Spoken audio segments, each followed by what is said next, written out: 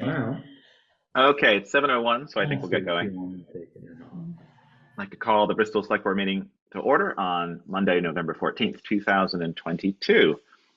Agenda item 1, review agenda for addition, removal, or adjustment of any items. Not that I know of. All right.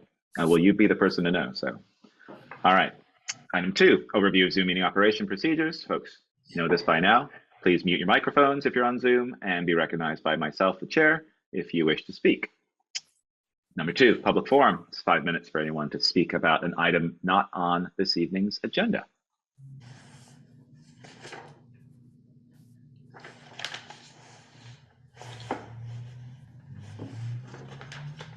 Alrighty. I'd like to thank Bristol voters for coming out in very decent numbers for last week's election day. I thought that was terrific. More than 58%. That's good.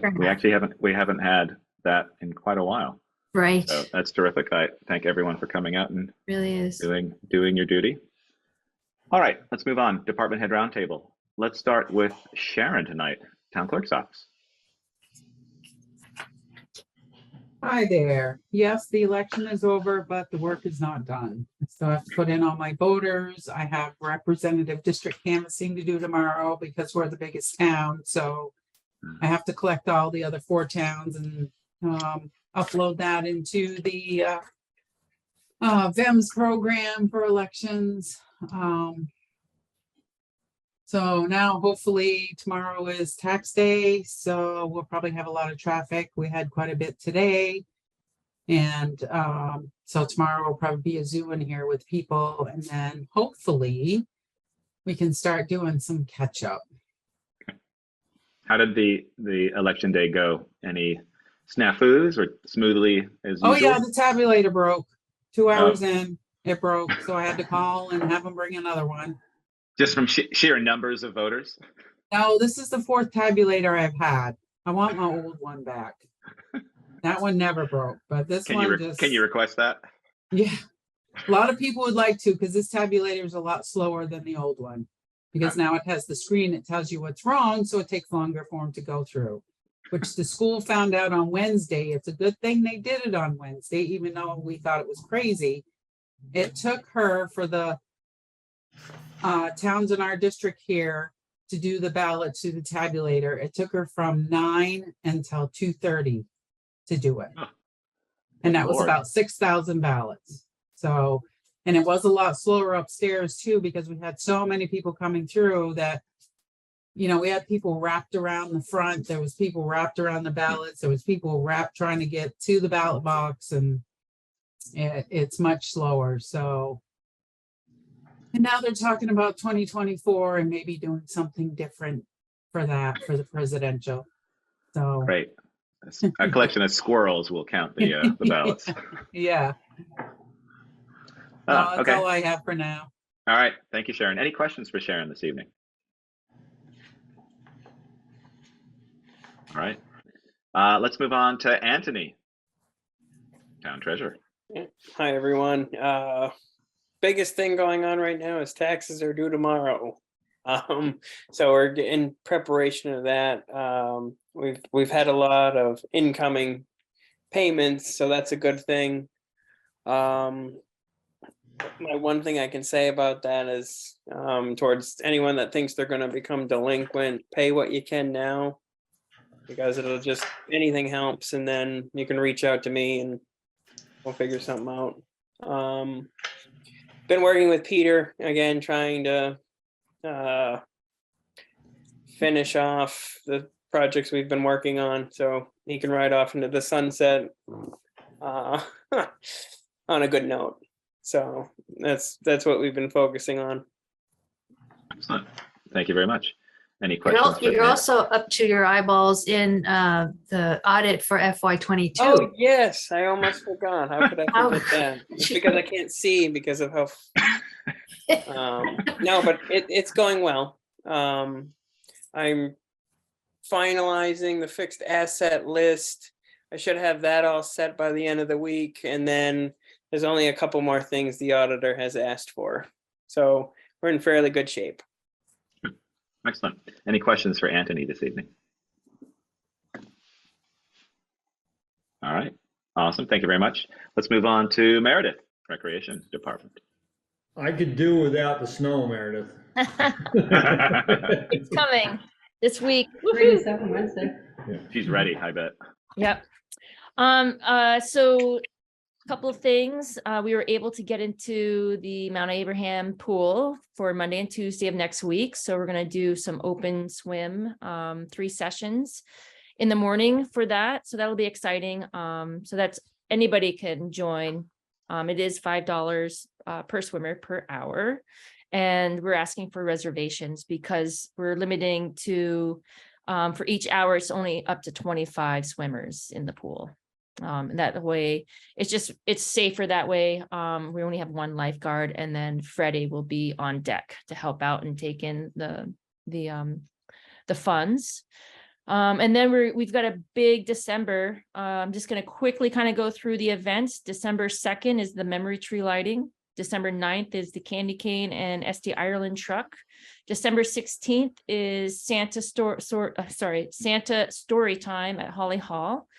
December 17th, we're working with the Bristol Band Trio, and they might be doing a really open house kind of music. They haven't gotten together. That's Ken Weston and his daughter, I forgot, Alice, and then somebody else is in that band. And then December 18th is the trolley rides out in front of the Holly Hall. And at that time, there's going to be the gingerbread making inside the Holly Hall. So December's pretty busy, which it should be. That's one of our big months. And then we are planning for future events, a sock hop at Holly Hall, bingo at Holly Hall. We're working with the state and figuring out the logistics of that. And also have asked the Legion for some advice because they have in the past run bingo. An Elvis Presley impersonator, Rusted Dewey's in February. And currently working to bring back the Bristol Players and have theater back in Holly Hall with rehearsals and production at the end. So yeah, pretty busy. Sent out all my appropriation letters to the towns and just prepping for budget season. Awesome. I saw that there was a toddler group that's someone's starting or restarting. So that's with the Lawrence Memorial Library, and they'll be coming in tomorrow, actually, from 10 to 12 for story time. Awesome. Great. For your December 17th, the band, do you know what time that is? Because we have our Lumen, or Core has Lumen rather, at 5:30. I don't know what time you were thinking for the band potentially. Gosh, that would be good for Core to reserve the Holly Hall. Okay. So, right. I mean, is it okay to have, I guess it wouldn't, it wouldn't. No, I think they could complement each other. It would just be the timing. So for the Lumen, it's obviously the park, and previously Core had done, used Holly Hall as a space for the lantern making. Last year, it was pre-made kits that people could pick up. I'm not sure what Core is going to be doing this year. Alicia Standridge is now the new executive director of Bristol Core. She co-owns Your Home on Main Street. So I can talk to her. I'll be talking to her this week. So we can find out if we do want to do the lantern making in the hall, or if there's music in there, maybe that complements music, and then people can go over for the fire performance. We can work that out. Yeah, there's a meeting 8:30 on Friday, so yeah, we'll get the answers that day for sure. Okay. All right, great. So let's figure that out then. All right, awesome. Anything else, Meredith? No, that's it. Okay. Any questions for Meredith from any of the board members? All right, super. Let's do Bruce, Police Department. Good evening. So Halloween was a very busy night. I wore my police officer costume and not many people noticed me or recognized me. But it was good to see all the people out. People were very careful and cautious, and that was very good for us. Starting November 1st, the winter parking ban is in effect. So there's no on-street overnight parking except Main Street. And when the lights are flashing, they have to find another location for the night. And that's about all I have. Okay, thanks, Bruce. Any questions for Bruce? You get your new vehicle? Yes, we have the Dodge Charger. We're waiting for lettering and a couple more lights to come in. Awesome. Excellent, good to hear. All right, thanks very much, Bruce. Let's move to Brett, Fire Department. Good evening. Just a couple quick updates for the board. Our year continues to be a busy one in regards to our calls for service. We're currently at 133 calls for service so far this calendar year. So that's a very busy year, on pace to perhaps beat our most calls in a calendar year that we chalked up the year prior to the pandemic. So we'll see. At the November staff meeting, we held our annual nominations for certain positions. There were no new candidates for any of the positions for the calendar for the 23 calendar year. So we will not be having any elections next month. I spoke to Deputy Chief Foran earlier this morning about the new pumper. He did have a conversation with our sales representative. He's trying to get us a more definitive update. He shared some information with me.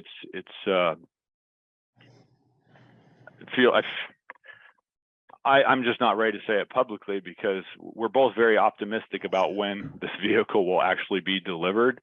You know, they're experiencing the same challenge with you know, supply and demand of parts and stuff. But I did ask Eric to provide me a more formal update that I could share with you all at the next select board meeting. So hopefully that will be satisfactory to you folks. Anybody have any questions? I can try to answer them on the new pumper otherwise. I think that it sounds like potentially positive news. Potentially. Well, positive news would have been last March. Right, in this new world, the new world Yeah. of positive news. But we're continuing to you know, fulfill our obligations as a fire department here in town. So everybody's doing a great job over there. Right. How How are your construction neighbors? Any issues with that in terms of the work that's being done? It's right next to you. No, you know, I'm over there several times a day, and they're obviously very busy. They've had some great weather to work with this fall. Yeah. But obviously things are cooling down quickly. But no, no issues for me personally. If you folks hear anything, let me know. But speaking of just the site over there, I mentioned it to Valerie and Ian the other day. The Cushman Design Group did reach out to me last week about meeting at the fire station just to kind of go over the space and just kind of, well, the gentleman I met with, Milford Cushman, was there, but two of his employees were there and they had lots of questions. Neither one of them were around at the time of the construction of the fire station. So it was a good meeting. We met for about an hour and a half, just toured everything. I answered all their questions, and so I just told them not to hesitate if they had other questions as they move forward in this process. Last month, just kind of a quick recap. It was a very busy month in the fire service. Many regular traditional annual events happen in October. We had, of course, it's Halloween, as Bruce noted. We did set up a pumper with a crew down on the park for kind of the trunk or treat area. So that was well received. We had our annual coin drive, which was very successful. We had our food drive, which was also very successful. Please don't ask me for the pounds of food because I can't recall that off the top of my head, but Mark Bouvier, who heads this up, did say it was a very successful event. And we did receive not only a great deal of food and contributions from our four neighboring towns who participated in the event as well, but significant cash donations, which are very helpful to the food shelf because they can use that cash to buy the items that they're short on. And then in addition, it was National Fire Prevention Week. We recognized it here in Bristol, I think it was 2 weeks after the actual week, only because of schedules. Eric, our deputy chief who heads up our fire education program, he was out of state the week of National Fire Prevention Week, but working with the school, we were up there 4 days, and we had 40 person hours of work that week. We did tours of the fire station for some preschools, and Eric and several members of the fire department who volunteered to help out, conducted, age appropriate fire prevention activities at the elementary school throughout the week. And in addition, we had one of the public education trailers from the Vermont Division of Fire Safety on hand as a prop. It's a simulator. So very successful week. But other than that, the fire department, we're hosting for the 5 town fire departments and some Bristol town employees. This Wednesday is a flu and COVID booster clinic. So gonna have a pretty good turnout at that. But pending any questions, that's all I've got for you folks. Fantastic. Thank you very much. Any questions for Brett? All right. I read that New Haven, well, it was an Addison Independent article about New Haven. They're looking at a new location or a new building. I don't know if you'll be involved in that or if they'll reach out as neighbors just because of our fairly new building. Well, I'll certainly, if they reach out, I'll certainly help them and provide anything I can. Great. They Right. actually had a design before we built our building because that DC power was coming through the Merit Corporation or whatever it was gonna build them a station, and then it never ended up happening. Interesting. Have a design. I don't know whether they'll change it or whether they'll go with it. Interesting. All right. Thank you. Thanks, Brett. Finally, Eric. I think he's hiding in the background there. Public Works Department. Unfortunately. Yeah, just routine stuff. We finished up the Notch grant last week, so I've got the paperwork. That just about done. A couple of things I need to get together, but other than that, that's almost ready to go. That ditch looks good here. I saw it there Friday. It looks good. Thank you. You ready for snow Wednesday? Now, you guys are on your own. 3 to 7 inches, come on. I'll be the one having 7 inches. Seriously? Yeah. Our area Yarn according on to AOT right now is 3 to 6 for our area. Mhm. But anyways, yeah, so I'm gonna have the 2 new guys that haven't plowed, they're going out tomorrow with the plows on and just drive around their routes to get used to the plow swing and traffic and Hopefully don't take out anybody. in daylight, so they don't have to do it in the dark, so they can see everything around that's potential obstructions and stuff, and it's a game changer when you throw that plow on the front. Oh, yeah. So that's probably what we're gonna be doing tomorrow, get them used to that. And just routine shaping up before winter. All right. Well, I'm grateful for the crew. I can't remember which town it was, but there was a VT Digger article about one town where the entire public works department resigned, and then the select board was going to follow. Sweet. I thought that was an unbelievable article, and I'd be very, very worried if anything like that happened in our town. So I'm grateful for Eric and the road crew, as well as our other select board members. So thank you. All right, thank you, Eric. All right, let's move on. Item 4, regular business. Number 1, grant authorization request, the Public Works Department to Vermont Diesel Emissions Reduction Financial Assistance Program through DEC for funds to replace the loader and/or the Kubota tractor. I realized that where it says application amount and we wrote no match is required, it should have said to be determined. We don't know what the actual grant application amount has the potential to be. We would if we do go forward with the application, it's something we would find out as we go through it and what meets what criteria and what dollar values are assigned to those criteria.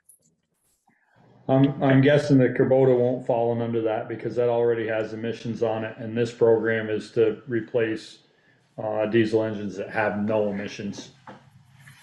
And the Kubota's already a tier 3 or tier 4? Tier 4. Tier 4, so it's the latest and greatest. Huh. Well, Eric talked with me about calling the person that's administrating the program and explain what the problems we're having with that Kubota engine. It's not functioning properly. And so we need to get a new machine because it's not functioning properly. Yeah, well, if it's not running, it's not making any emissions, so they're probably happy. Well, I mean, it's worth a shot. Yeah. I did, Sunday, I swung through the equipment dealer's yard and looked at one of those Unimogs that Eric was talking about. And the two that are down there are too big for our sidewalks, but if they make a smaller one, I think it would be a sweet machine for the Is that a Kubota? it's a Bobcat. Okay. Eric's got some literature on it. But it had, it takes a variety of different implements on the front, has a little dump thing on the back, and the one they had down there had a sander similar to the one we got for the new pickup, which would do a nice job on the sidewalk. So do you know if it has a sweeper function? yes, it does. Ooh. It takes what'd you say, like 27 different implements, right? Yeah, something like that. The Wow, only we thing might I need to don't hire know- another guy just to run it. The only thing I don't know for the broom, if it has a pickup broom or if it's just a broom. I think it's just a push broom, Okay. a rotary broom like what we have on the tractor. Just out of curiosity, what does one of those go for? I Just don't know. roundabout. Roundabout, if I had to guess, 70. If I had to guess. Okay, how much is the loader gonna be? Loader is gonna push probably 2 1/4. 150, 2 1/4. Yeah. Well, that's what I was trying to figure out, I know they're on the plan, so it's like, okay, do we have the money? No. Well, so let's talk about No this, is the answer. the Well, availability you might of be able funding. to the Kubota, but. So with this, the grant application, can you explain a little bit more about this, Val? I have not Okay. very much. The application is due November 29th. I don't know when the funds need to be spent. I don't know if the funds all need to be spent within this fiscal year or whether you've got a calendar year to do it, which means that potentially if the purchase extended beyond July, we would have next year's appropriation to be able to apply toward it. And depending on how much a grant, even if we qualified for it, would cover to reduce the cost. Okay. And Eric, I asked Eric the question, and he said the loader's due up anyway next year. after Right. July 1. Yeah. Right. So for the next winters, not this coming winter, but the following winter, we'll have a new one. Right. So And Well, they're we've both on- talked, They're we've both on the talked, schedule for Right. replacement. yeah, because we talked last year about the plow and trying to get maybe improvements to the unit that we have, but then because of the problems we've had, it seemed like getting rid of that and getting something new, maybe what Peter suggested previously, is the way to go. And I know that, yeah, both of them are up, but I don't know. No, I don't think they were both up. I think we pushed the Kubota up because of the issues we were having. Oh, I see. Okay. Kubota's not more than 10 years old, is it? No. I wonder what Oh, kind that's of true. resale It is- value it has. Yeah. The right. Kubotas typically resell fairly well. Yeah. I mean, they're usually a good tractor. Right. The We unit- just had the- issues. I don't know, Anthony, unit- what do we have in our current balances in terms of the capital funds for that? 83.5 right now. for Right. The capital Yeah. equipment reserve Is fund. that accurate? Yes, I met with Valerie and Eric earlier. Was it was it Monday or was it last week? Last week sometime. Last week, it was busy last week. Yeah. Kind of all blended together. Yeah, so Yeah, I know. those are accurate numbers. Okay. Then what do we put in that fund, 100? 135. So we're still not gonna have enough to buy a loader if it's 2 and a No. quarter. So this agenda item is to vote to authorize the application. It doesn't commit us to purchase anything. Well, I certainly think we should apply. Yeah. I move we Yeah. apply. Second. Okay. Got a motion and a second. Any further discussion?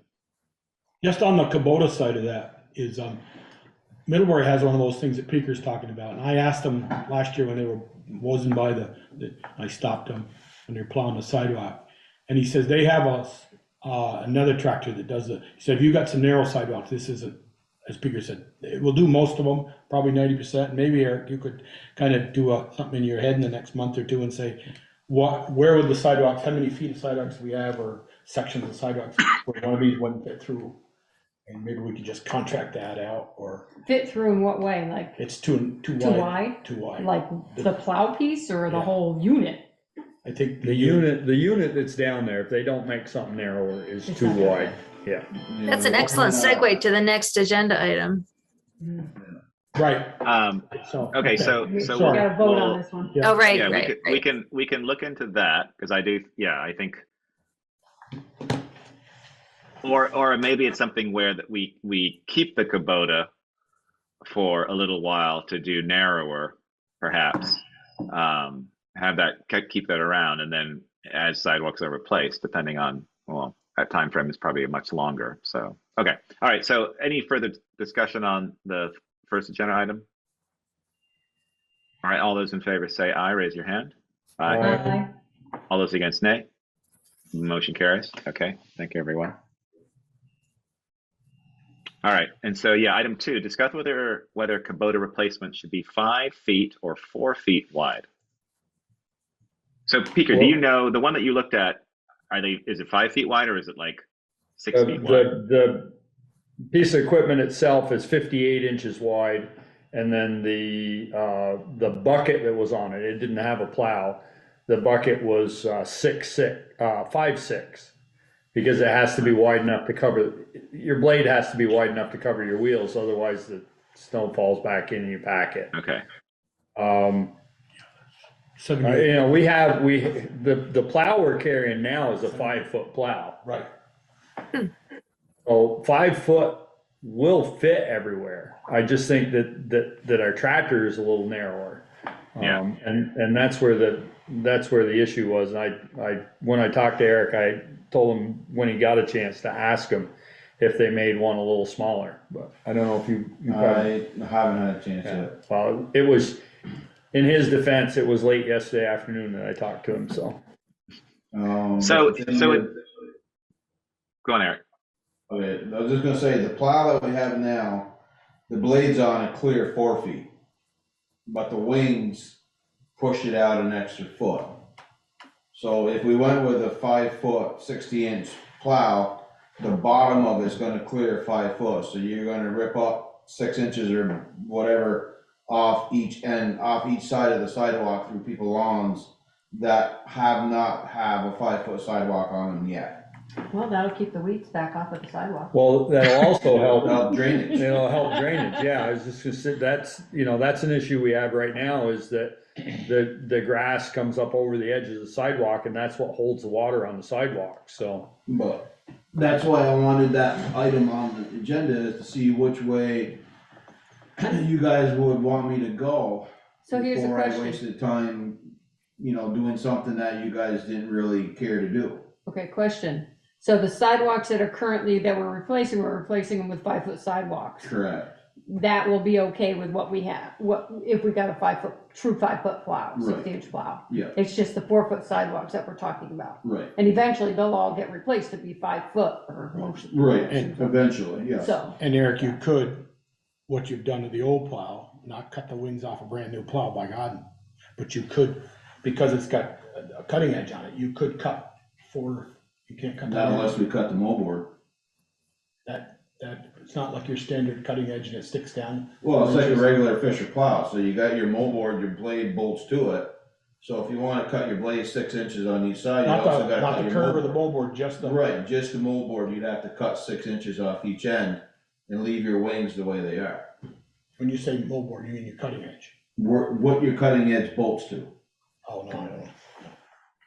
I don't know, I think if we could find something that was 4 foot, then, You put a 5-foot blade on it? you're saying? well, I Or- think that you could get an angle plow that you could angle so that it was only 4 foot when it was angled. Right, okay. And then that would solve the problem, but I don't know, it's all speculation till we find out whether we can get something that's only 4 foot wide, we won't know. Eric, I I did. mean, there's Sorry.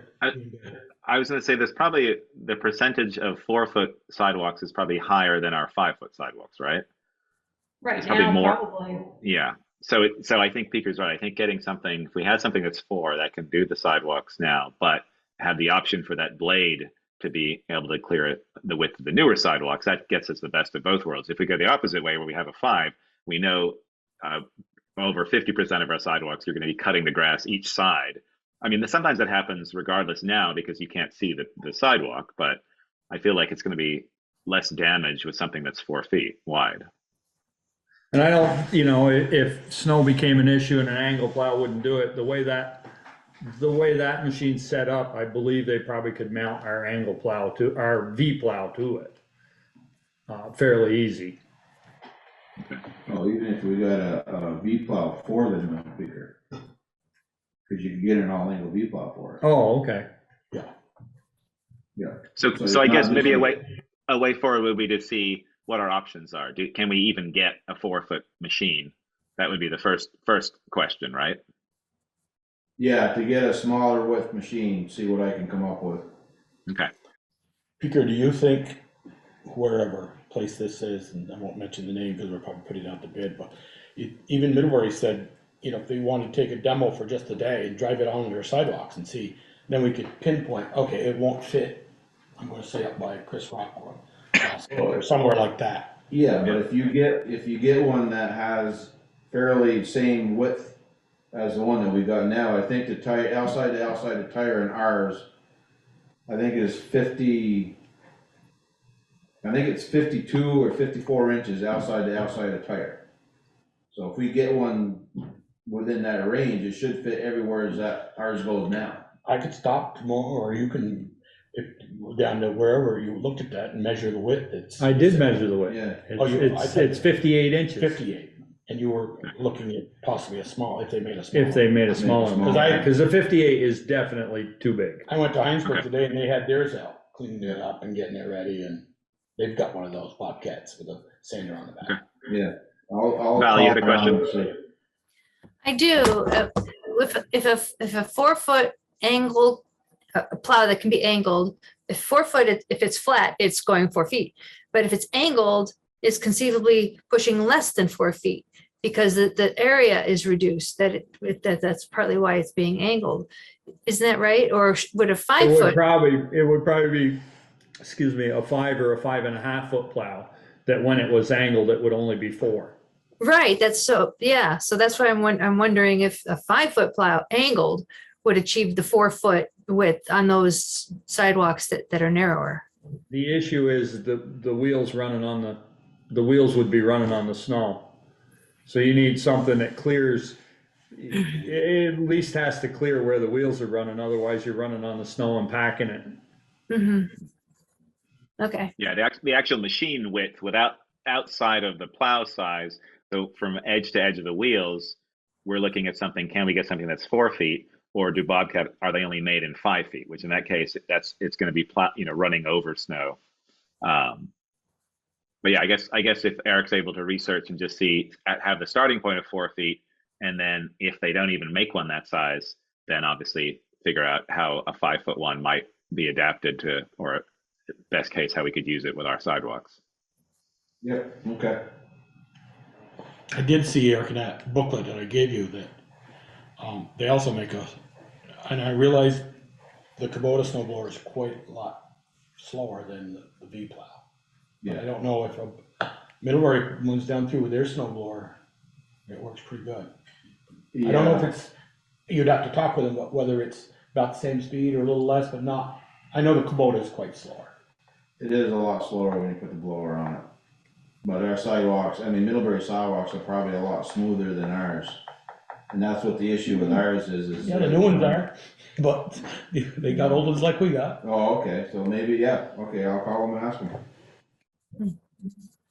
So to summarize, it sounds like there's agreement that the machine ideally would be 4 foot wide, but have a plow that could accommodate 5 foot wide or 4 foot wide and cover the wheels.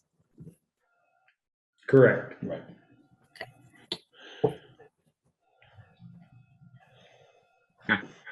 All right, so that question has been answered. Let's move on. Item 3, consider authorization to proceed with replacement of the cross-country single axle trailer. Yeah, irrespective or irregardless of the previous agenda items about purchasing the Kubota or a loader, replacement of the cross-country trailer is also on the list, and it's much less expensive item to replace, and it's potentially a safety hazard. So the question to the select board is, should we go ahead and do it How now? old is this? The trailer? Yeah. It was before Pete won it. Yeah, Yeah. It's 15 years old at least. Is this one with the signs on it and the, no, The it's culvert the one that thaw. we use the culvert culvert thaw. Thor with. Is Yeah, that we- trailer heavy enough? No, it's a single axle landscape trailer. My guess is it's rated for 15 to 1,700 pounds is my guess.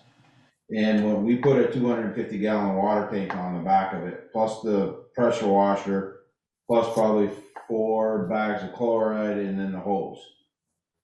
So the tank alone is what, 2,000 pounds? Yeah. Approximately? 2,500 pounds. 10 pounds to the gallon, including the tank. Is Yeah, it- is okay, it- it's a little bit more than that then, so, and we're overloaded, we've already had to put, springs in it. Axle broke once, Now, that's not the same trailer, or you have a same size trailer, a single axle for the street signs, right?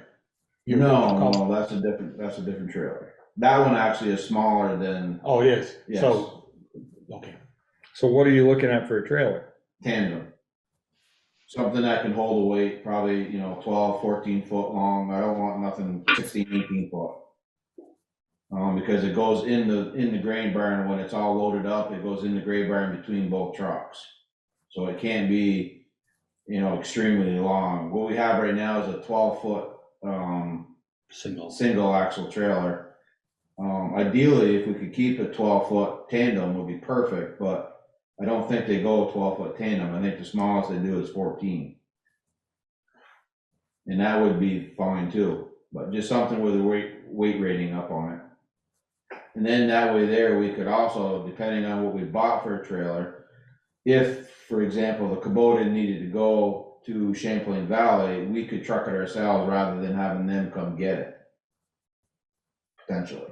Do we pay a cost if they have to come get it? Oh yeah, they charge you Okay. for picking it up. Yeah. And they ain't cheap. Huh? It ain't cheap. No, No, and delivering it back when they're done. I guess I wouldn't be against, but I'd like to get some answers on number one.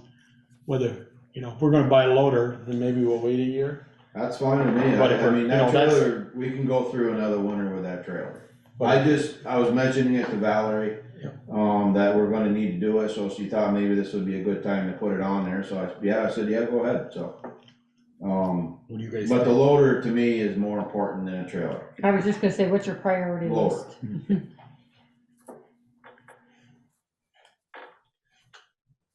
If we got the grant for the loader and we barely got enough after July 1, we could say, Eric, you're gonna have to get through Kubota and the cross country for this year and then maybe next year at this time, or the end of the year. Yeah, I'm good with whatever. I just wanted to bring it to everybody's attention, that's all, that it needs to be, replaced. So.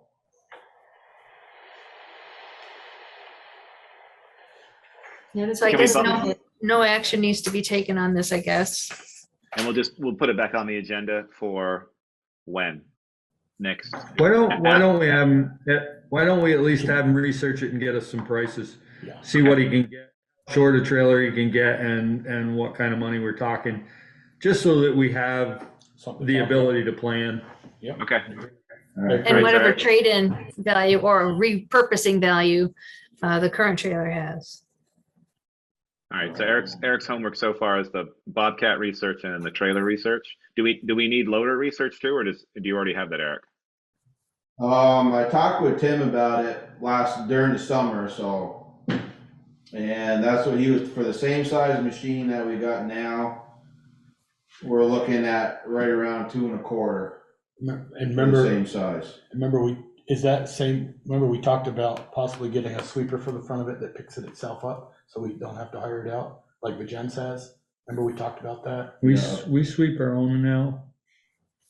No, he's talking for the village speaker, For you village know, only sweep. hire somebody to Oh. go sweep the village. The Gens has that thing in the The front Gens where it has sweeps a- it into a bucket. Pickup broom that goes on the loader, and that's what, Jimmy goes around with. You said yours couldn't do it here because you don't have the front hydraulics or something. So the machine you and The Tim machine talked I'm about, gonna get is gonna have the auxiliary hydraulics on the front. Cause I'd rather be able to go, drop out of the bucket, go into the forks. Yep. And, All right, so we've got 89 in the long range capital equipment fund.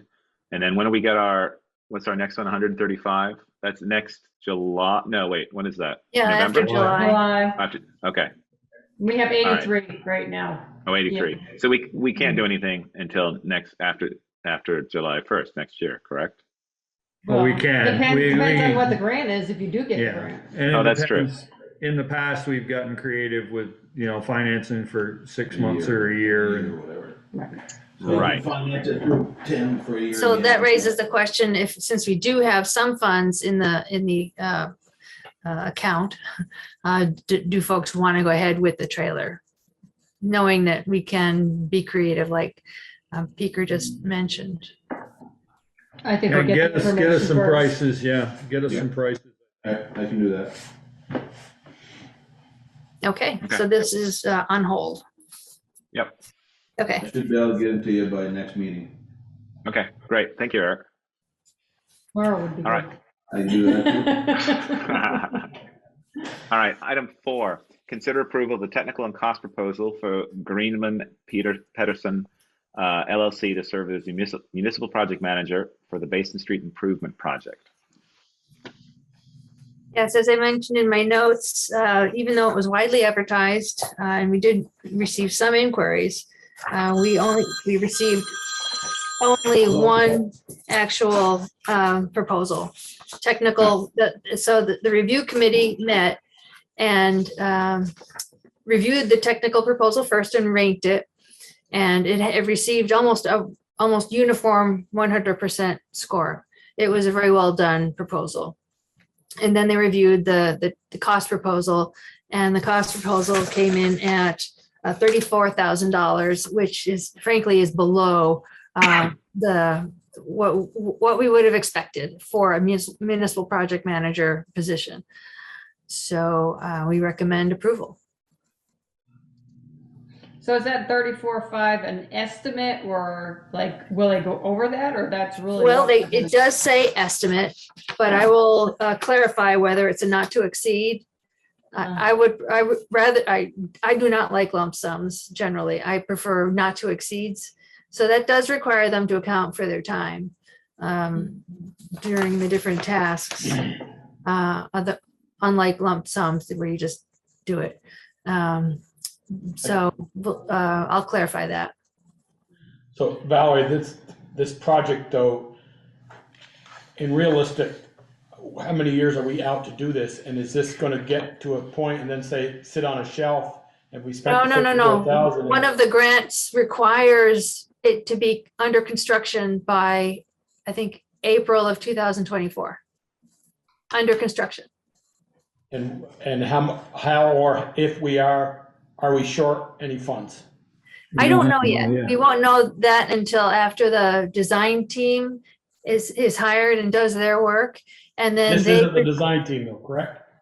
This part isn't the This is design. just the. This is project just the manager. municipal project manager who is going to assist me in developing the scope of work for the design team, the engineering and design team. We'll get that out to bid as quickly as possible. And then we bring those people on board, get them acquainted with the area and everything.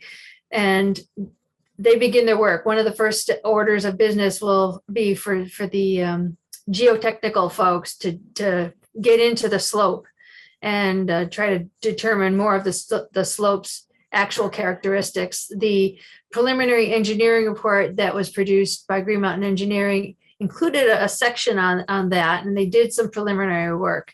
And their recommendation was do more explicit and specific geotechnical work. So we need to do that.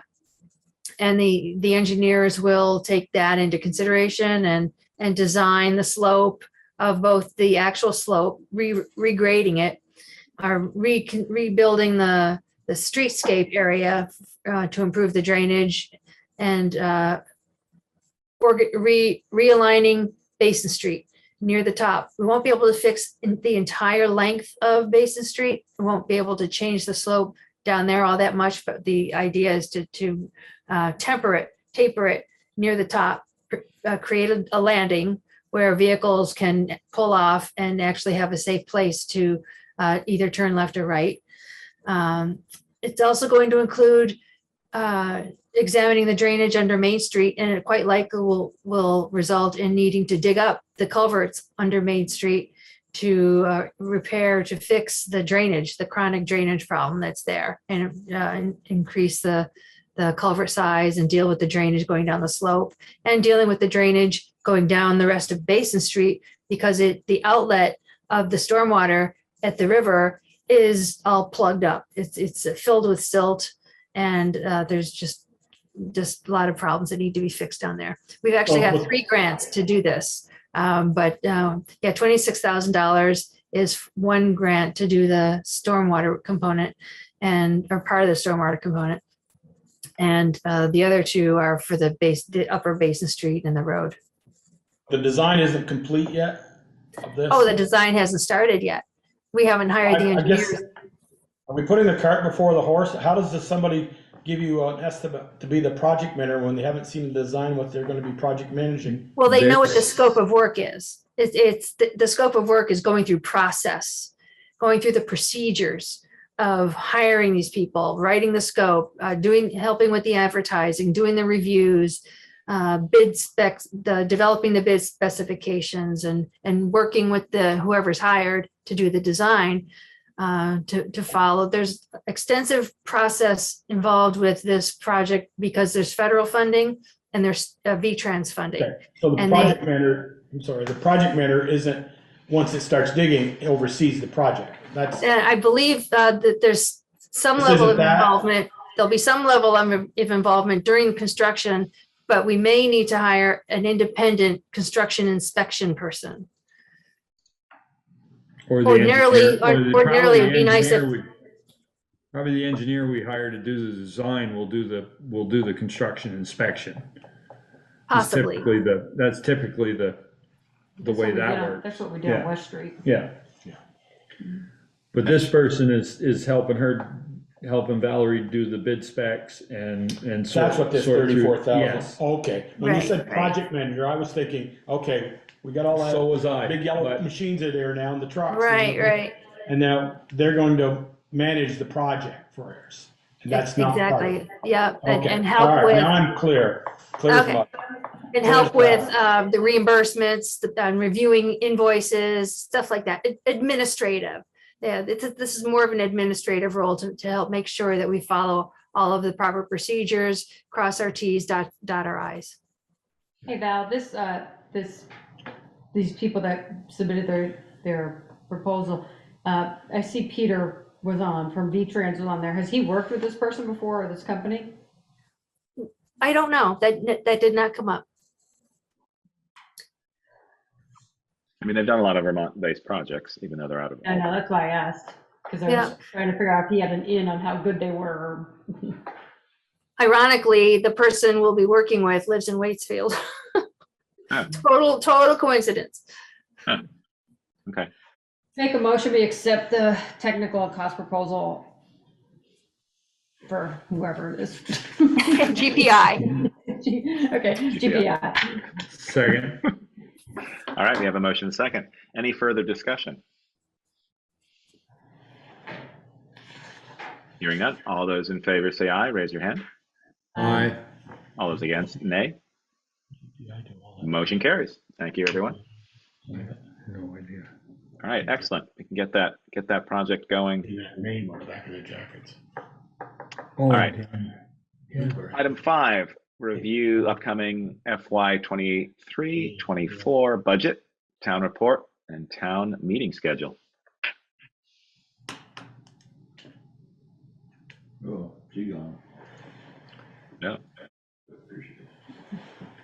I was back. You're muted. But we can see you now. Yeah, I have no idea what happened. I was suddenly signed out. You're back. Well, we voted on that and said thumbs up. So Well, good. Thank you. we're Now we can get that going. Yeah, Yeah, excited to get that going. Yeah, time is not entirely on our side, but we can ask for extensions. And we can also, there's also additional grant funding available if we find there is a gap in funding. And oftentimes when a project is underway, especially an important one like this, gap funding can be available if we find it's needed. Yeah, that's great. Okay. Yeah, we moved on. So we're going to do item 5, review upcoming FY 2023-2024 budget, town report, and town meeting schedule. Yes. All right. I hope folks had a chance to glance at the calendar that I sent out. It's both a calendar and it looks back at what we've accomplished and looks ahead at some of the things that we need to do. And it also includes lists of what we've done, which each year grows. I do take off, as the years go by, I do take off some of the older ones, but sometimes it's handy to hang on to some of the lists just to remember what we have accomplished in recent years. And it also includes a list of current things that are underway in some form. And then it includes a list of future projects and goals. So that we don't lose sight of what the other things that we are trying to achieve, like wastewater improvements, things like that. But it is. You want to put that up? Say that again? You want to put that up? Because I didn't print it off. Oh, sure. That's a good idea. I didn't even think about it. Let me find it before I, let's see. Yes. Sharing screen. Oh, wait, I have to move it over here.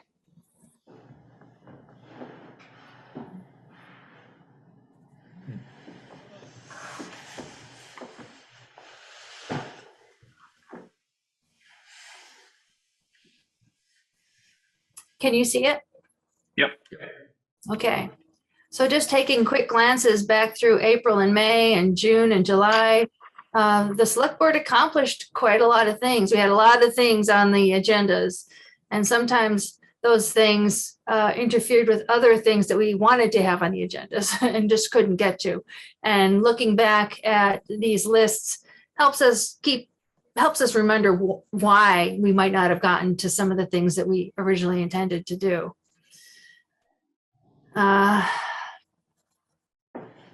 So back to closer to where we are now. And there, hopefully folks can get a printout of this off the website if you'd like. Here we are in November. Not a lot happening yet. Budget season is coming up. I think at the next meeting, we'll have a lot more substance to talk about, although tonight's agenda was fairly meaty. Then looking ahead, I want to let you know that some of you already do know, but I want to let you know that I'm scheduled for the surgery on December 12th. So that's a select board meeting night. I won't be there. You can't even zoom in? I hope not. I won't be able to do much of anything. Okay. Might be Probably somebody to won't listen to you though. Available for the 19th either, because I won't be able to do any preparation for it, or very little.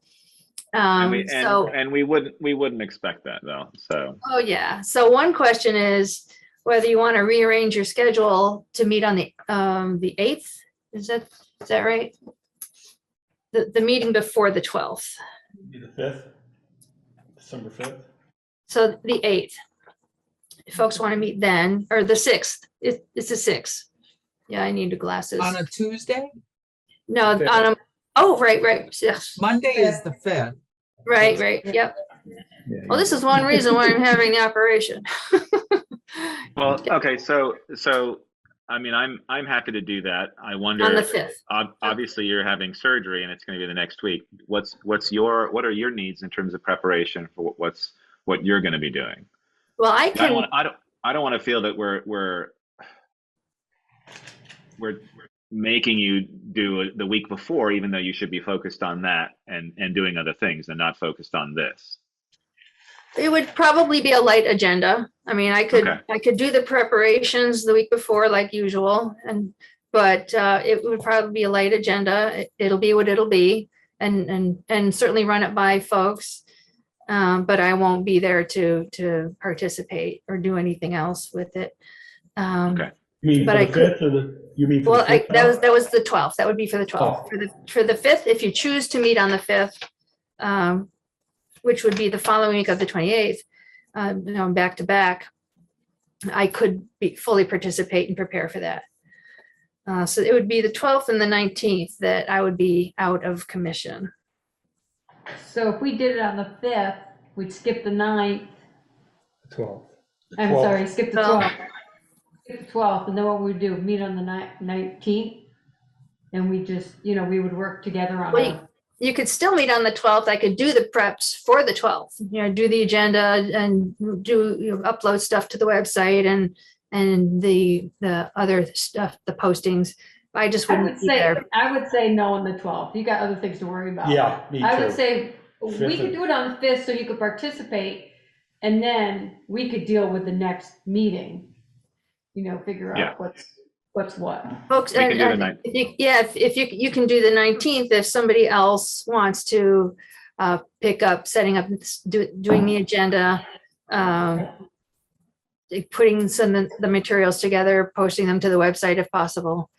Ian's Yeah, pretty good at that. Yeah, I was gonna Yeah. look you. I was gonna Sure. say, it's because, Well, I'm not. The three of us I at am the the chair, table here so think Ian I- could do it. I feel that that's my responsibility anyway. So yes, absolutely. Okay. You'd be doing it by yourself. I mean, we'd have Yeah. to figure out a way to get agenda items to us. Yeah. Normally they go through Val, so it's really Right. gonna be that. Well, Ian has all of your email addresses. The thing that would be missing would be the email blast that I do Right. to about 160 emails. And then, well, Ian's pretty good at being able to post stuff to Front Porch Forum. Yeah, You know, I can do that. I was thinking about items that you may get like during the week that you put on the Right. agenda. So if somebody comes in with a concern or whatever. Right. Right, That it would be, Yeah. I mean, your cutoff is Wednesday on that. So anything that came in after, it's not going to be on there anyway. Mhm. And so your cutoff would be Wednesday the 7th. So, and you'd still be willing to accept those. Oh, yeah. And so you could just, I don't know. So if you're having it on the 12th, do you plan to take off any days the prior week? No, in no, not preparation? needed. I don't think that there's anything I need to really prepare for Okay. that I need All to right, take so that's- time for. So if you're willing just to you have your cutoff on the 7th, if anything, and you can send me details of those items that I can put together the agenda. And then if things crop up on the 8th or 9th, you can again forward them to me and I can decide whether to add them or not. Yeah, and I will still be available on the 8th or the 9th to do the email blast. Okay. Ian, you're thinking we're gonna just do this on the 12th and not do it on the 5th? I Right. was Sorry. thinking, Yes. I Yes. was, I'm a week behind. Yes, you're right. Okay. So yeah, Yeah, that that- does. That was You're right. two different things. That does make it okay. So, because if requests go directly to you and you shouldn't be answering your email, then I guess we would have to maybe we figure out where someone can check on your email, whether that's me or Sharon or something like that, just at the office, and then just have a quick look through, see what agenda items maybe have come in, and then we can create it from there. And I could work with Sharon on that perhaps, and we can Well, we can also, discuss I that would, as we get closer be to. doing an out of office automatic reply. So Oh, if that's folks- true. So you could put if me folks send my me something, they'll get a bounce message that says, Okay. if you need something, go to this other Right. person instead. It's interesting that we don't have sort of contingency for this because you're so dedicated, Val, that we've never had to do this. So yeah, but and yeah, if we you have an out of but- office reply that says select board concerns or items, Yeah. email Ian. Yeah. that's fine. Yep. Yeah, absolutely. All right. Okey-dokey. So it Yeah, sounds to me so like let's we're still going with the 12th. No, let's do. I was sort of a week behind, so let's do the 5th, allowing you to sort of do one before the 12th, and then we'll just have hopefully I'll build an agenda for the 19th. Well, no, it wouldn't be the night, Yes. 19th, Yeah, Yeah. 5th and the 19th. because then we're Yeah. not doing one the following week, because that's like Christmas or something like that. That's 26th, Monday Yeah. the 26th. Mhm. All right. Yep, got it. All right, so folks, make sure you move that in your calendar. So 5th and the 19th. You got it in your head. Now, the ARPA committee is also planning to meet on the 5th, so they'll have to do one of those 5:30 jobs again. Oh, that's right. So the 19th, we actually didn't have one. It was the 12th and the 26th. It was the Oh, 12th okay. and the 19th. Yeah, Oh, okay. I had that wrong on mine. Okay. I do feel that the 12th still can work, but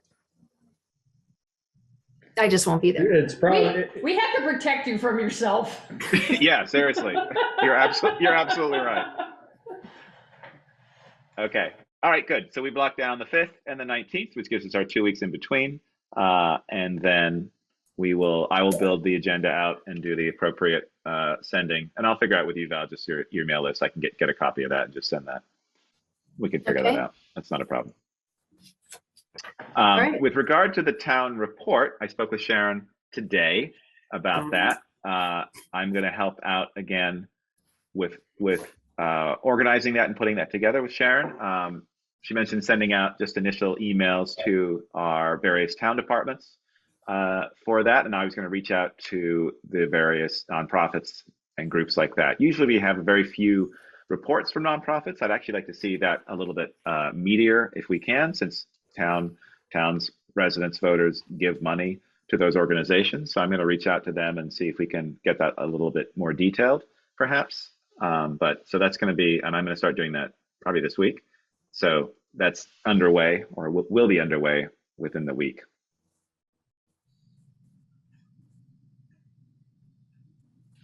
And then we'd have to decide whether we wanted to stay with the printers that we used last year or put it out to bid again. I'm not sure what people's preference is for that. I'm fine with staying with who we used last year. I think they did an excellent job, but I'm not sure what the process is for that. did he give us just a 1-year bid, or did he give us? I thought it was a 3-year. I thought it was just yeah. I thought it was a 1 year, but we can check back on that. That's my thought too.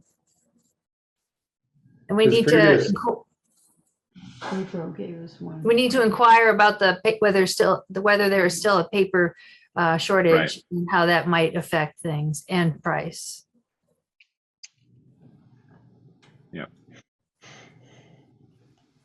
Okay.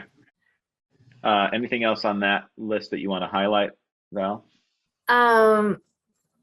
Well, this might be premature to ask, but town meeting hybrid in person, or is it all Zoom? Or all? My understanding is as of January, you can no longer just do Zoom. You have to Okay. have an in-person meeting, Okay. as you can still use Zoom, but it can't just be Zoom. It has Okay. to be Right, in person. that was Which is what we did the- last year. Yeah, the hybrid. Yeah, but we can have the town meeting on the night before and actually vote how, we're supposed to revert back to how we were before COVID restrictions. So Ah, a lot of the stuff will be done at town meeting. And then just the candidates and whatever other articles need to be on the ballot on Tuesday will be on there. But the stuff that we normally do at town meeting is supposed to go back to town meeting to vote on, like the budgets and the appropriations, is my understanding right now. At least that's what all the traffic's been. So and like last year, you could either vote for the budget or not, you couldn't amend it, because it was all Zoom. No, Right. it was Or 2 years all- ago. It was all Australian. Australian All Australian. ballot. well, yeah, that's another question. All Yeah. Australian ballot or not? I guess if it's hybrid, we'll have no way of knowing who's a voter and who's not. Well, it would be cumbersome. So I guess it would be all Australian ballot again. Well, I don't know if If we we- can, if like I you're- said, we're supposed to revert back to what it was before COVID. Right. Right, and we If would have that's- had to have voted this year, last To do March, we would have had everything to have voted. Australian That's ballot, correct, and right. we didn't do that. Oh So my. now Right. it reverts back. And so in we- that and case, we- I don't think you can you can't do a hybrid. You have, No, it I would think it have to has be to in be person. all in person. Yeah. Well, you can Right. still offer a Zoom option. Anyone on Zoom wouldn't be able to vote. To vote. Right. Yeah. And then we want to decide if we want to go Australian, if we actually wanted to put that on the ballot and have voters vote to have that be a more permanent thing, or if we just want to have it, those budget decisions only be made at town meeting. I don't know, the year we brought it up, it was very, a lot of people were very adamant that it stay voting at town meeting because it was tradition, but Well, and if they you could vote make every- changes to it. yeah. Yeah, and if you vote everything by Australian ballot, there's really no need to have a night meeting, you're just barely having an informational. Yeah. You're reading every article and say, tomorrow you get to vote on that, tomorrow you get to vote on that.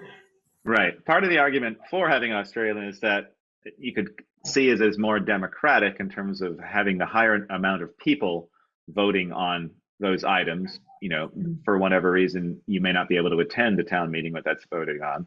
But also, too, the argument against that is perhaps the people voting aren't as informed because they haven't gone to a town meeting to have these various items explained to them. And oftentimes, you know, before I was a select board member, I would go to town meetings and they were well attended.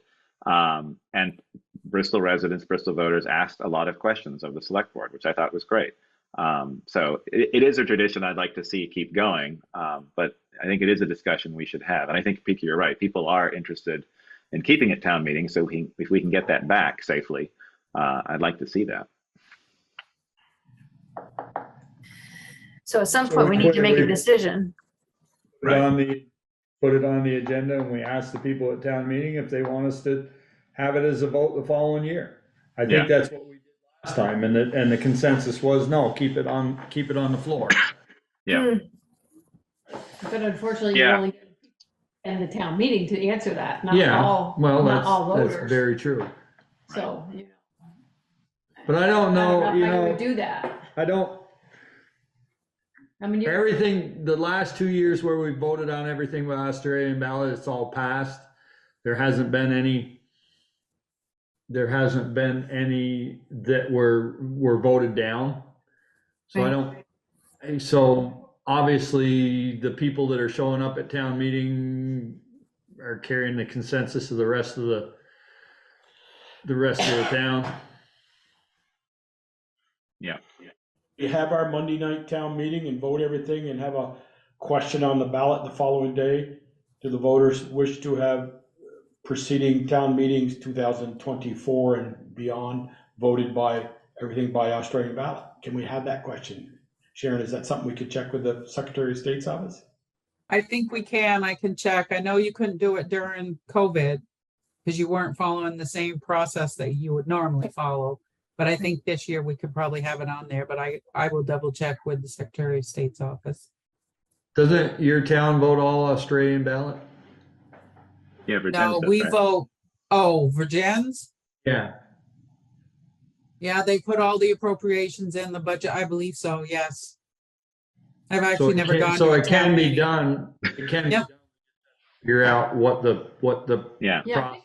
think- yeah, I think it's just a question on the ballot. I mean, I don't. Yeah, I know you have to have the voters approved to have everything Australian ballot, but I mean, you can take a consensus of the people at town meeting on the floor, but that doesn't mean you can't ask the question so that all the voters can Right. answer Right, that that's what I'm question. saying. right, Yeah. yeah. And I think you have to have it on the ballot in order Right. for it to change. Right. I mean, there's any harm. Would we ask for it to change or would we ask preference? Hmm. I think you have to ask a yes or no answer. I don't think it's a preference. It's gotta be a yes or no answer. Well, it would still be a yes or no. Yes, I'd like to see it all Australian ballot. Right. No, I wouldn't. Mhm. Or do we have it a vote, either it is all Australian ballot or it stays on the at town meeting? I mean, those are your two options. Mhm. You ask the question, Yeah, I mean, either way, the answer is gonna be the same. It's just one would make it official and the other would Prolong it a year. put it off another year. It's I- tough because, town meeting attendance was dropping slowly, even from when I first moved here 16 years ago. I remember it being, maybe it's just the years have passed and my memory's fading. But I remember it just packed when I first moved here. And each year it seems to get progressively smaller. And now because of pandemic and because COVID is staying around and it's something that No, we're going to have to because deal the with. because the school board's no longer with the town meeting. Well, oh, that's true. Yes. So that did Yeah. change numbers there. But I mean, with the pandemic, it's something where we're going to get even fewer people for town meeting. And so then you have a tiny percentage passing budgets for the entire town. So, but you also have people who went to town meeting and were engaged and had questions about the budgets and were paying attention. So I think there is some merit to that as well. I think it's important to still have the town meeting to get those questions, because even if they may not be able to change it for this year, it's something we can, Yeah.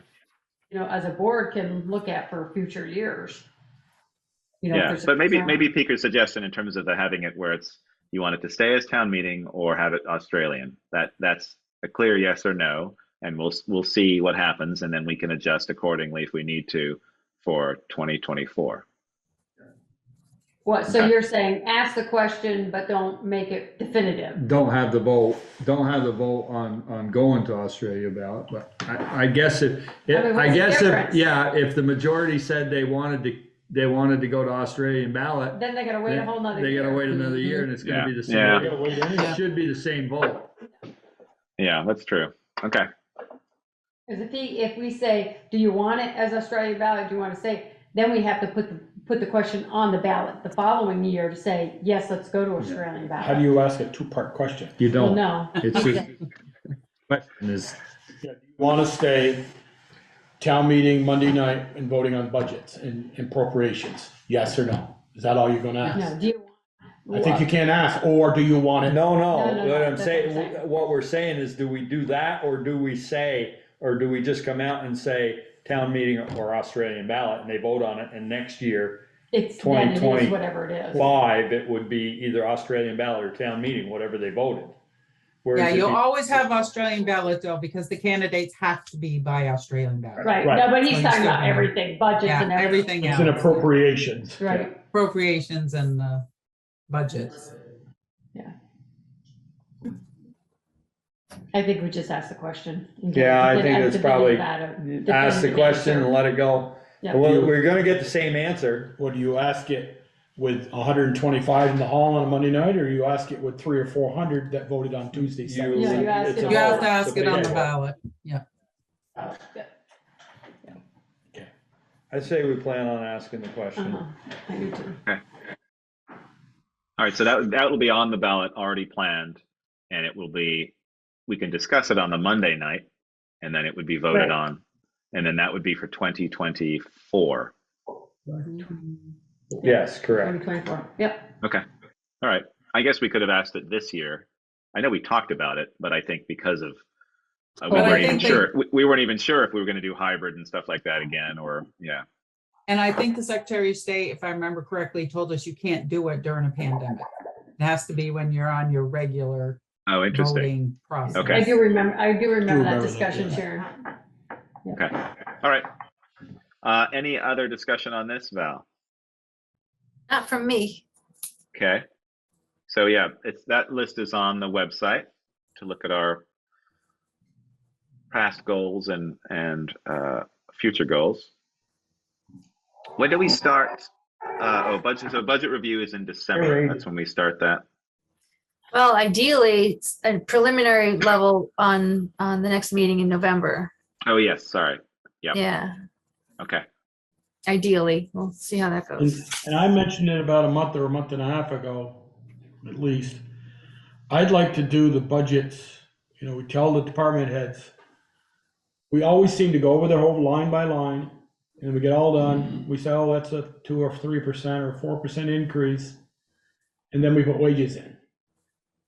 I'd like to know the wages first. And then they know how much money, or they got to cut. If we say, now with wages, your budget's 10%, and maybe that's out of control. And we say, okay, where are we going to cut the budget? Seems like we always do the budget, you kind of like finalize it, then we put wages in. And we're going, uh-oh. I'd like to kind of reverse that role, know what our percentage increase or our wages are going to be, what reflects that budget. Taking the highway department, let's say, and then when Eric starts making his budget, he goes, well, I've only got so much percentage, and then, well, we're not gonna salt quite as much, we're gonna put more sand down, or we're gonna do this or that. Just, I'm not picking on Eric, I don't mean, but I'm just, because he's sitting in the room, I'd like to do what we're gonna give for wages first. I mean, our question is, when they figure their budget, don't they figure in their, part of their budget is their wages, so they should be figuring out what they think. Well, they know what we percentage paid should be. last year. Well, I understand that, but shouldn't they be thinking about what their salary increases are gonna be as part of their budget? Well, I don't know, I'm Yeah. gonna, just. I think it's often looked at as a separate thing, right? And I think, Joel, you're right. We look at it, we're looking at the bigger budget, even if it contains wages, it's sort of something that we look at later on. But I think you're right, Joel. It'd be nice to sort of look at that and put priority on that first, and then move towards the everything else in the budget. I think it's a good suggestion. So the select board would want to have the discussion about cost of living increases and all that stuff first, and who gets raises and by what percent, and that, because that's kind of what you're talking about. That's, Yeah. At least give the department heads, okay, we're looking at we'll say a number, 3% wage increase, or 4%, whatever it's gonna be. So they build that in, and then you build it into their lines, Valerie, help them, and then they start with the rest. And then when it gets all done, go, boy, we got a 10% increase in wages, or 10% increase in my budget, I better, and it's maybe not acceptable to us 5 sitting here, and we say. so if the select board is thinking of as a baseline, just for evaluation purposes, a 3% increase in every department right now off the bat to start, and then they can build their budgets around that. Yeah, because we already know the health premiums are going up, so we know Okay. what that number is. We do, yeah. We don't know insurance quite yet. The other insurances. Yeah, the VLCT. Yeah. Yeah, I think that's fine. I just don't like to balance the budget, but when we get all said and done, it seems like we put the wages in. I mean, one of the last things we do. Right. We put our percentage in early. Yeah, well, let's put a percentage in, and then if we want to, you know what, this department or this person in this department has done exceptionally well, we're going above and beyond that one. Or in this one, we haven't, so we're gonna, but we give them a baseline of. I think that's always been in there, though. There's always any budget I've ever done since I've been here, there's always an increase in the wage line, whether we do it by percentage or by merit, It's always in there when we start. It's not a surprise at the end. We don't get to the end and say, oh, what are we gonna do? Valerie prepares the budget and she builds in either 2 or 2.5%, and it's there right from day one. So Eric, when you get your line. That's true. Okay, I'm okay with that then. If we get it in there, no, when Eric looks at his budget, he just skips over those first 5 lines probably, I don't know. Yeah, I've already done that with Valerie. So she's already put what the increases are gonna be. Yeah, she asked, we sit down and we Okay, talk about what we're gonna do for raises and stuff, and then she puts that in there, and then she sends me the form or the printout, whatever you wanna call The it. budget sheet. Yeah, budget sheet, and that okay, I fill in my line items. okay, and then Sharon or Anthony or Valerie, one of the 3 there. Okay, boy, we had a hard winter, we had a lot of overtime, so you might adjust that, that's in your bailiwick to adjust, right, not theirs. As far as Like an overtime, you said, Jesus, we went way over on overtime this past year, so we're going to have to, and we've got a pattern here. But yeah, if he has to up his overtime line. Yeah, that's what Valerie and I talked about. We talked about the regular wages, the overtime amount, the bulk, the full number, not individual people, but the full number. Okay, all right. I mean, somewhat you're doing what I'd like you to do, then you guys, I guess, are doing it then. Yeah. Yeah, I think it's because those are worked in, and then when we usually start budgeting, we are looking at everything but that, because that's sort of automatically there. And I think that's where you're coming from, Joel, because I feel the same way. Like, we don't seem to touch on personnel first, we deal with everything else. And then we look at those numbers that have already been built into the budget, and then we start thinking about, okay, in terms of raises and things like that. So I think it's fine just to sort of look at and think about personnel at this very start, and just make sure that it's a number that we're happy with, that we want to add in to that. Then look at the normal budget and then sort of revisit it at the end in terms of those final numbers. Okay, all right. Yeah, I think that's good. Okay. Well, let's move on then. Item 6, American Rescue Plan Act funding update. I have nothing to add to what I wrote in my report, which is actually what Porter Knight put in a Front Porch Forum posting, giving an overall summary of all the work that the committee has done, where they're at, and where they're headed. And I thought that was a really nice way to summarize things. So the last paragraph of her report said that though not all of the hundreds of ideas will be funded through the ARPA money, all the excellent ideas will be shared with the select board. And we hope that many of these good ideas will be put into action with various alternate funding sources in the coming years. So the plan is for the committee to continue to sort through the information received, give it one more public review, the final list, and then give a presentation to the select board for recommendations after town meeting. Okay, I have a question. I got an email from one of the Middlebury College student who's working with Jessica on doing some research on how the towns are using the ARPA fundings. They're wanting an interview. Yep. Did you get one, Ian? I did. Okay, so I'm trying to figure out, are we going to interview individually? Should we have Val do this? I mean, I just don't know how to respond to this. Because I mean, we haven't even gotten stuff, we just know we're going to get it and then we're evaluating. If you want, I can do the interview on behalf of the select board, just because I've been the most involved with the ARPA committee. If the board members are fine with that, I think it's they can send questions beforehand, so we can look at them. But I think it's just because it's just to get a wide sort of range of people that they're talking to in terms of the ARPA funding and how this town is handling it. I don't know if you want to do the interview about that. Yeah, that's fine. I ain't got a clue. I was like, well, I can't answer for the rest of the select board, but. Right. Yeah, I'll look through the questions and obviously and be mindful of my answers. But yeah, it seems like it's going very well. There are a lot of good ideas that were picked out and highlighted by that committee. But there's also a lot that sort of, fell below the top 10 or whatever. And so I guess we'll have to see. It'll be interesting once we start to get numbers sort of attached to that, how many we're able to fund, and if there are the ones that rose to the top in terms of the committee members' eyes, whether they could be funded quite easily, or if it uses up the majority of our funding that we received, or if we're able to add more projects to that. At the moment, it seems like looking at the projects that people selected and highlighted, a lot of those aren't huge ticket items. So it seems like we are able to fund quite a few, and possibly more than we think. So I'm hopeful of that. Ian, was there any, and I haven't seen really the list, was there any town projects that got put into that? I mean, I know you had you had asked us for a list of ideas and you had a bunch, did all those get put into their?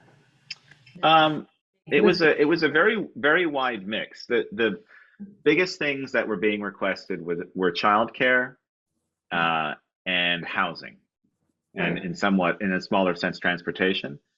Those were the two biggest ones, and those ones, childcare. There are some examples where we can help out establish childcare facilities, update facilities, or even help build new facilities. The housing part is the tougher one to crack, and the committee is looking at that in more detail. There was nothing. A few of mine that I was interested in, which was, there aren't sort of sexy projects, but it was like updating the town website just because for communication purposes, and just doing IT, they didn't make the top 10. And so I'd like to see them there, but I don't want to use my influence as a select board member to say like, hey, these should be higher. But I do think it's like, especially for the website stuff, that's where it's much harder to get funding. Right. A lot of the other projects, you're able to get funding for, like the electric vehicle charging. We know that the grants are coming down the line, but it's always hard to get stuff for technology, especially anything that's sort of online based. So there were some of them in there, but a lot of them it was just a big mix from either nonprofit groups or local groups in Bristol versus our thing. There was the community center was very high, but again, it was a very nebulous idea. And so and we knew, as we suggested that would, the entire amount of money could be used for that, and you still wouldn't have a community center. So, and it'll also be interesting too, to see what the public, once we put these out there, what response the public has too. All right, moving. Val? No, I can't add anything to that. Oh, okay.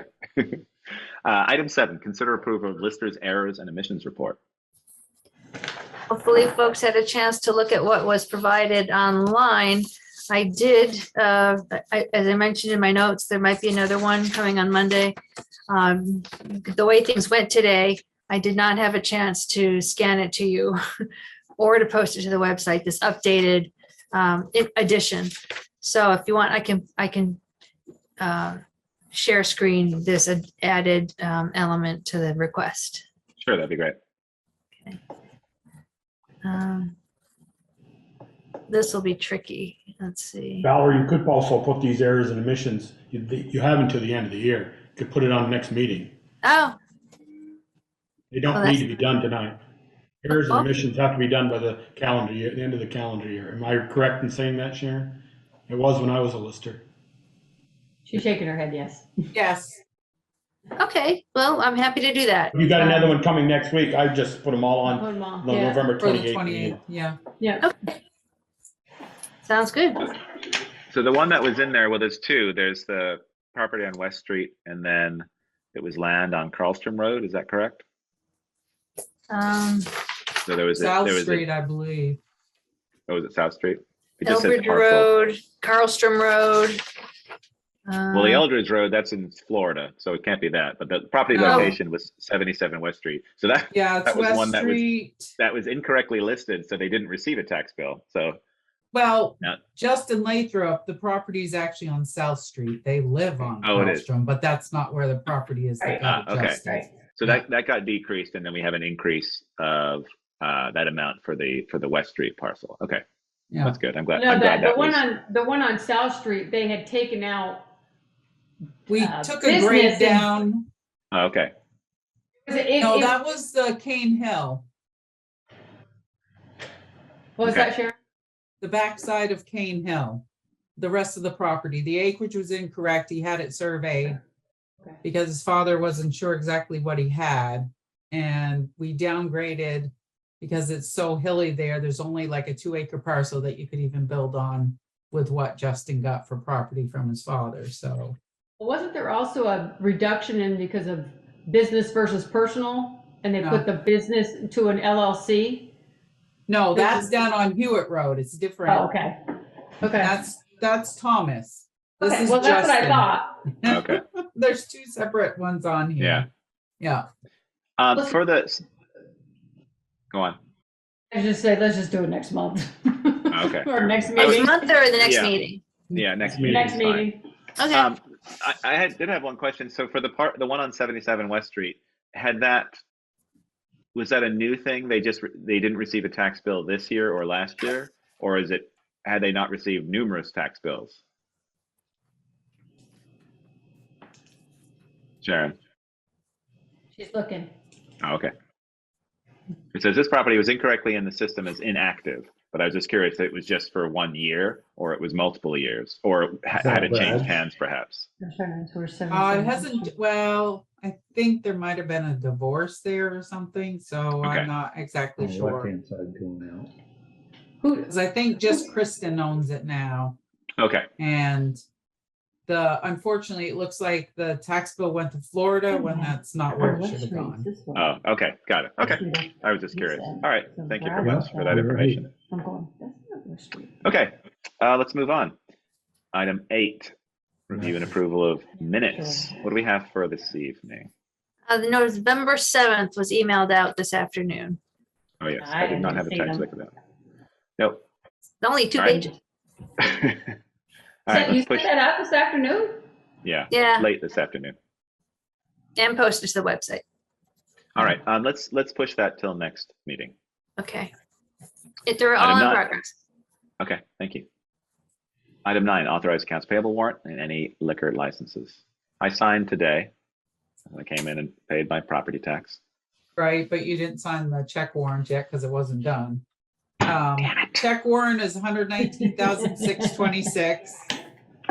I don't think there are any surprises. We're paying for the solar and the trash that was found there. We're paying that bill. But other than that, it's pretty much run of the mill. We do have a liquor license and a tobacco license. The liquor license is for Vermont Wine and Cider event on December 11th from 10 to 6. It will be here at Holly Hall. It's a Bristol Wine Fair, some kind of tasting. And then we haven't done tobacco licenses historically, but apparently now with the new system, we're going to be required to. And Emerald Rose Beads and Stones has applied for their liquor license and Tobacco license. tobacco license, I mean. Yeah. And Sorry. that would be Emerald Rose Grows. Yeah. Well, it's Emerald Rose Beads and Stones is actually, it's Oh, okay, right, because it's name, yeah. They don't show me the DBA here, but I know who it is. And so they paid the fee to the state. Like I said, we've never processed these before, but now we're going to be required. So the other question is, because we don't have we're also not getting any money for this because we don't have a commission for tobacco license. I saw something today. People were talking about they were getting money for these tobacco licenses, but since we don't have a commission or whatever, apparently, I don't even know if we can charge money for these. The only one we get any money for is the first liquor license. We don't get any for special events. We don't get any for the third. We don't get any for the outdoor. So and now apparently we don't get any for tobacco. So I don't know. I think we should. So what would we need? We'd have to have a commission? Well, that's what it looked like. Like I Okay. said, we've never done tobacco licenses, but so I want to We look used to. further into it because we used to, but not since I've been here. So I don't know when they stopped doing it. It went directly to DLC and they handled it, but now they're pushing it back to the towns. Of course they are. They get the money and we do the work.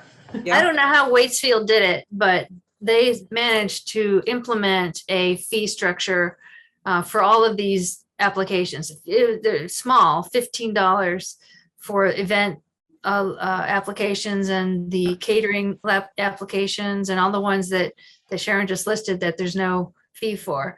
I don't know how they did it, but maybe just a motion, a resolution and announcing it to the general public. I don't know. But anyway, I think it's worth thinking about. Yeah, make a policy for that. it Yeah. may. We'll have to check, but Yeah. it does Well, seem let's like get we're on losing. it. Well, it takes personnel time, so, you know, Right. it's Yeah. something. Right. Because know. not everybody has a liquor and a tobacco license, so not everybody should be paying for it. Right. Right.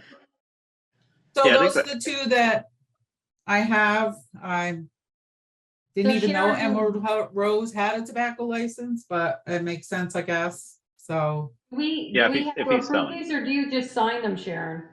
well, I'm letting you know, I'm the one that I don't sign them. I just push a button that says approve unless, you know, you Oh. guys have any conditions or anything on it like we did for South Mountain Tavern. Otherwise, it's just approve and then I get a Well, notification.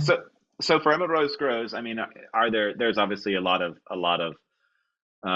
rules and regulations that they'll be following to enable that for their business. When does Right. that start? Their tobacco license isn't for your typical tobacco.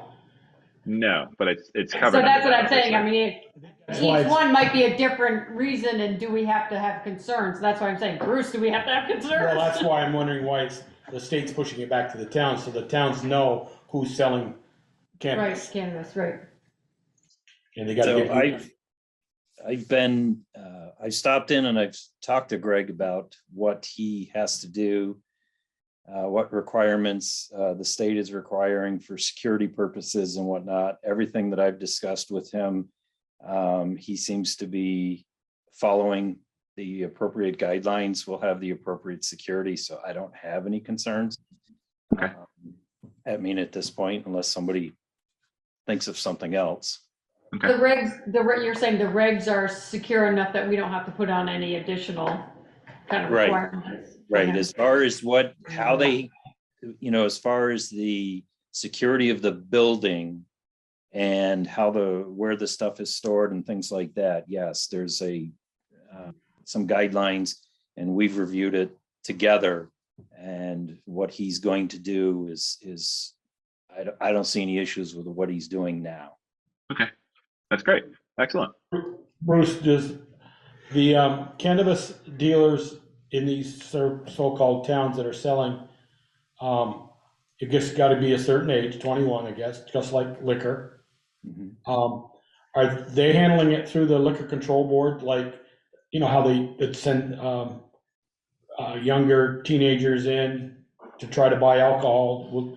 Are the liquor control board doing that too now or going to? I'm set up sure that, things? yeah, whichever agency is responsible for overseeing it will do the same thing. They'll have unannounced visits or try It's not to, on your watch. yeah. It's not on no. your watch, so to speak. And we do get notifications of establishments that have obtained approval in town, but we're not allowed to give out their location. So these are the growers, Right. cultivators, whatever you want to call them. Okay. Mhm. Okay. It's new territory for the town. It'll be interesting We to see actually how this, have 2 in town, 3 in town right now. Mhm. for selling or for growing. Cultivators. Yeah, 3 So that's different not- locations. Is cultivating including selling? Oh, No, I don't believe so. Okay. So Emerald Rose Grows would be the first seller, and I'm It'll sure be there'll the- be more. Yeah, and it must be class, see, it says tobacco. I'm surprised it's not coming from the cannabis board, but maybe Yeah. they're working together with liquor control. I don't know. Okay. Okay. All right. Excellent. He's been doing a lot of work. Thank you for that. All right. Item 10, Select Board Roundtable. Let's start with Michelle.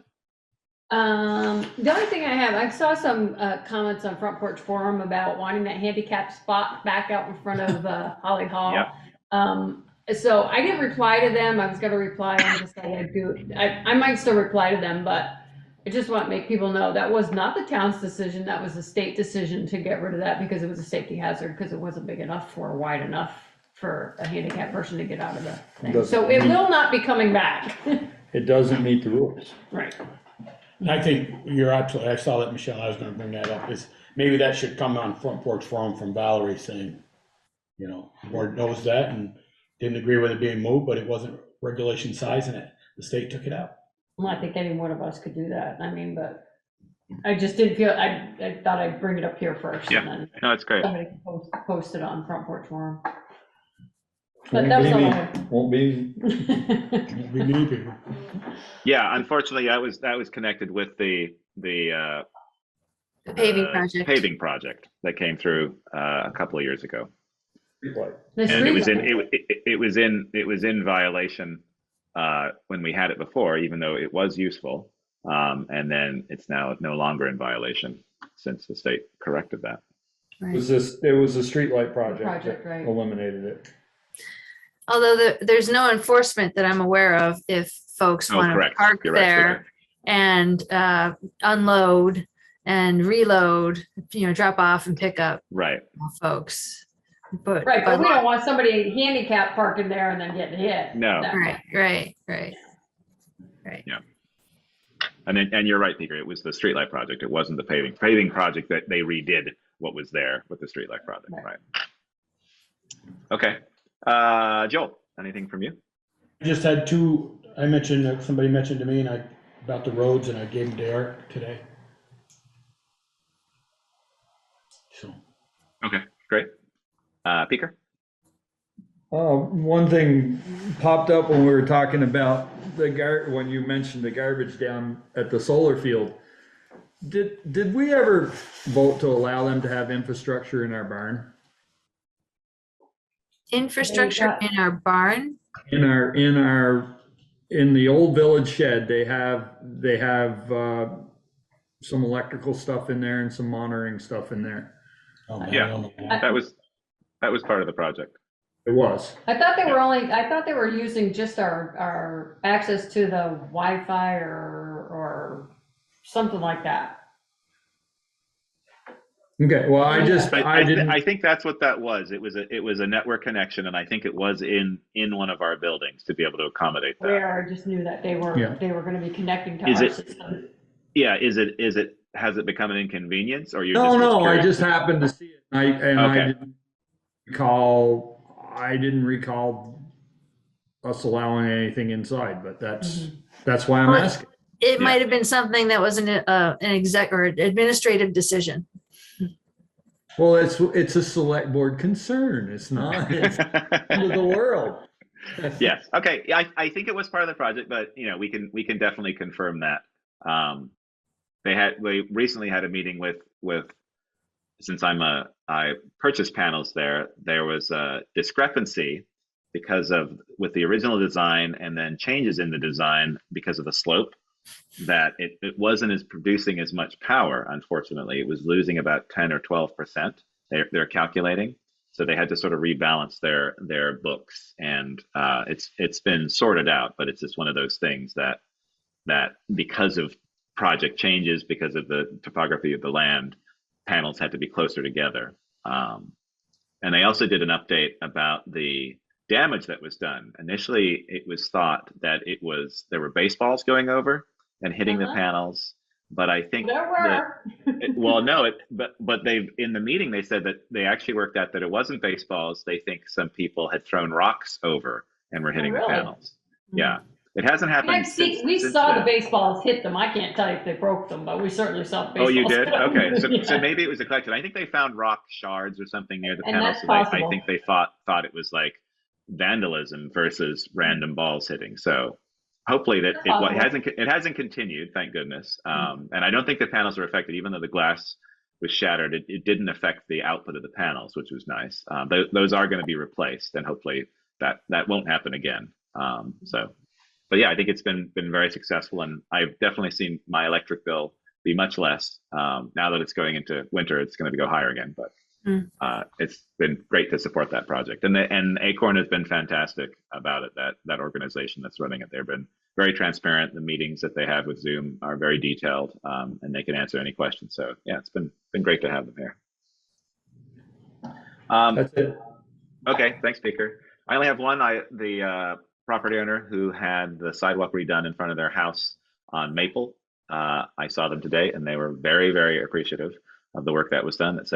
They said it was done very fast, and it's done really well. And even they met Joel. I think you went out there and spoke to the property owner and said made sure everything was okay, and they're extremely happy with it. It was the sidewalk that was too high. We salted At the down. driveway. Yeah, the driveway. Oh, yes, yes. Yep. So they were very appreciative and thanked us immensely for that work that was done. Along the same lines, we received a card today from the dentist's office, also thanking Good. the select board and the town for the sidewalk improvement in front of their place. It worked out very well, very big improvement. They're very appreciative, and they love Bristol. Well, that's good. And it looks like the sidewalk is in by over by Basin Street, just on East Street. That looks good. That was all done. I talked to Eric about that, I think, last week. That looks good. So it's nice to have that drainage fixed and have the sidewalk redone in time for winter. Temporarily fixed. But whatever. Right, exactly. Nope, that's great. Item 11. No. Town Administrator's Report. Anything else to add, Val? Well, I meant to add, when I was referring to my surgery, just to have folks be on the same page about what's going to happen. And because I've been pretty open about all of this, I guess I don't mind talking about it or letting folks know that what's going to happen is they're going to go into the back of my head, and there's a brain tumor back there, and they're going to debulk, shave off the brain tumor to make it smaller. There's a risk of removing it because it's very near a bunch of very important nerves that feed the face. They're going to find the vessel that is.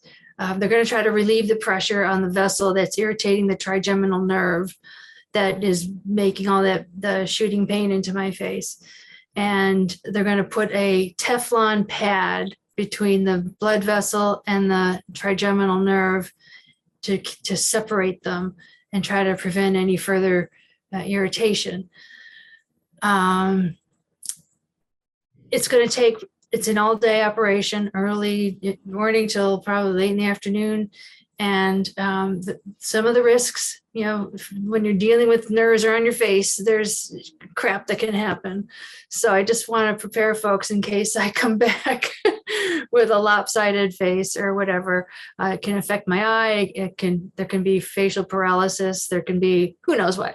But the objective is to reduce the size of the tumor and relieve the pain, hopefully permanently, because right now I'm very highly medicated, and I've reaching the top threshold of the medications that are controlling the stuff.